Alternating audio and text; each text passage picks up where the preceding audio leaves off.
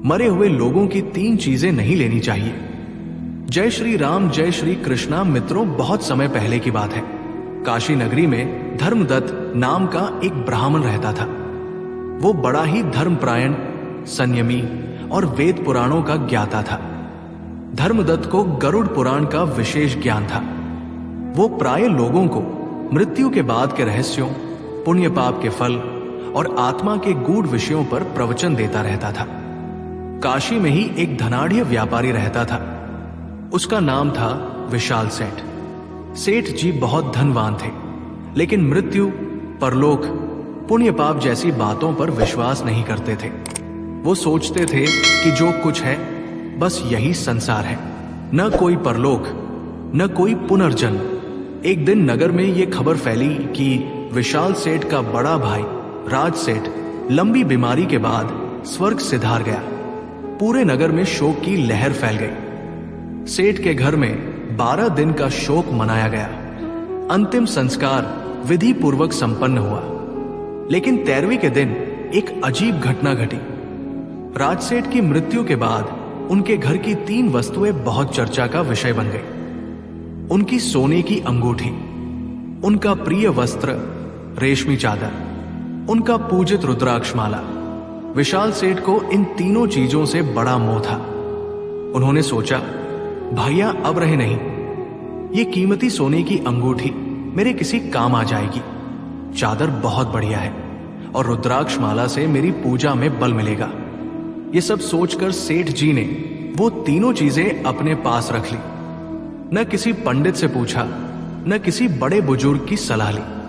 धर्मदत्त ब्राह्मण को जब ये बात पता चली तो वो तुरंत विशाल सेठ के घर पहुंचे।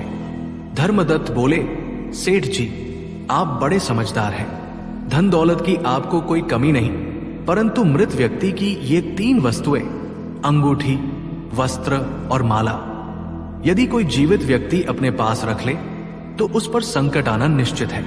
ये केवल मेरा कहना नहीं, बल्कि स्वयं गरुड़ पुराण का सिद्धांत है।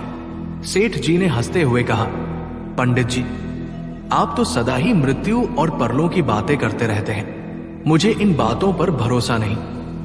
भैया की अंगूठी, चादर और माला अगर मैं इस्तेमाल करूंगा तो उसमें क्या दोष है?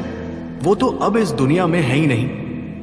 धर्मदत्त बोले, सेठ जी, आप अज्ञानी नहीं हैं, लेकिन अज्ञान का आवरण बुद्धि पर छा गया है। सुनिए, मैं आपको गरुड़ पुराण की वो कथा सुनाता हूं जिसमें स्पष्ट बताया गया है कि मरे हुए व्यक्ति की ये 3 चीजें कभी नहीं लेनी चाहिए। धर्मदत्त ने कथा आरंभ की।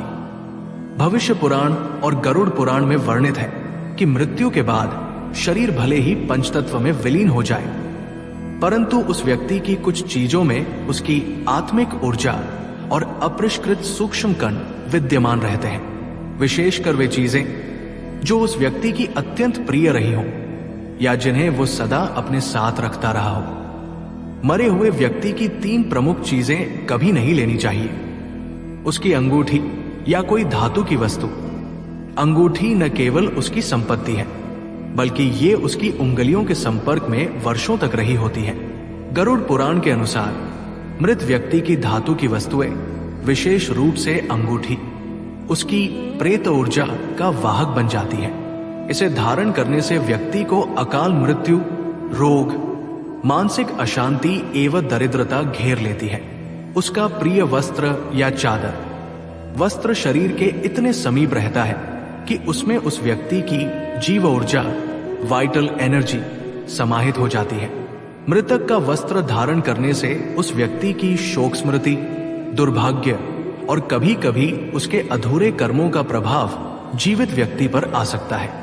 इससे घर में क्लेश, बीमारी और दरिद्रता का प्रवेश होता है। भयभीत न उसकी पूजित माला बल्कि या धार्मिक वस्तु, आत्मा की शांति, कोई भी पूजित वस्तु, गरुड़ पुराण विशेषकर रुद्राक्ष माला मृत व्यक्ति की साधना है। उसकी ऊर्जा बस और उसके भावों से ओतप्रोत रहती है। गरुड़ पुराण में स्पष्ट है कि ऐसी वस्तु को मृतक के साथ ही अग्नि को समर्पित कर देना चाहिए या गंगा जल में प्रवाहित करना चाहिए। यदि कोई जीवित व्यक्ति उसे धारण करता है तो उसके जीवन में अव्यवस्था, मानसिक तनाव और अनिष्टकारी परिणाम आते हैं। धर्मदत्त ने आगे कहा, सेठ जी। एक बार कुशावती नगरी में सौमित्र नामक युवक ने अपने मृतक भाई कुशल सेन की सोने की अंगूठी और पूजा की माला अपने पास रख ली। कुछ ही दिनों में सौमित्र के व्यापार में भारी नुकसान हुआ। घर में बीमारी फैली और उसे रात दिन अजीब भयावह सपने आने लगे। अंततः वह एक सिद्ध महात्मा के पास गया। महात्मा ने बताया कि मृतक की चीजें अपने पास रखने के कारण यह संकट आया है। जब सौमित्र ने वो अंगूठी और माला गंगा जी में प्रवाहित की और प्रायश्चित किया, तब जाकर उसे शांति मिली। धर्मदत्त की कथा सुनकर विशाल सेठ की आंखें खुल गई। उन्होंने तुरंत अपने भाई की अंगूठी, चादर और माला को गंगा जल में प्रवाहित कर दिया।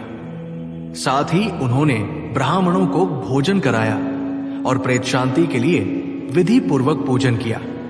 उस दिन के बाद से विशाल सेठ भी परलोक, पुण्य पाप और गरुड़ पुराण की शिक्षाओं पर विश्वास करने लगे। उन्होंने धर्मदत्त से गरुड़ पुराण का संपूर्ण ज्ञान प्राप्त किया। इस कथा से हमें यह सीखने को मिलता है कि मृत व्यक्ति की वस्तुओं में उसकी सूक्ष्म ऊर्जा रहती है।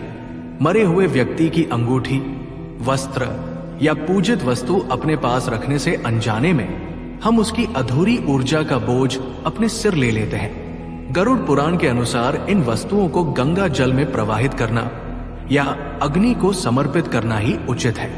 मृत्यु के बाद केवल शोक नहीं, बल्कि सही विधि विधान, धर्म और शास्त्रों का पालन अत्यंत आवश्यक है। मृतस्य वस्तूनि त्यक्तव्यानि सर्वथा नरः आकर्षति ही तानि तु मृत्यु पाशेन संयुतम्। अर्थात मनुष्य को मृतक की वस्तुओं को सर्वथा त्याग देना चाहिए, क्योंकि उनमें मृत्यु का प्रभाव एवं प्रेत बाधा छुपी रहती है। विशाल सेठ ने न केवल अपनी गलती सुधारी, बल्कि पूरे नगर में यह संदेश फैलाया कि मृत व्यक्ति की अंगूठी, वस्त्र और पूजित वस्तुएं कभी नहीं रखनी चाहिए। नगर के लोगों में भी धर्म और गरुड़ पुराण के प्रति श्रद्धा बढ़ी। काशी नगरी में धर्म का प्रकाश और भी प्रबल हो गया। आज के लिए बस इतना ही। धन्यवाद।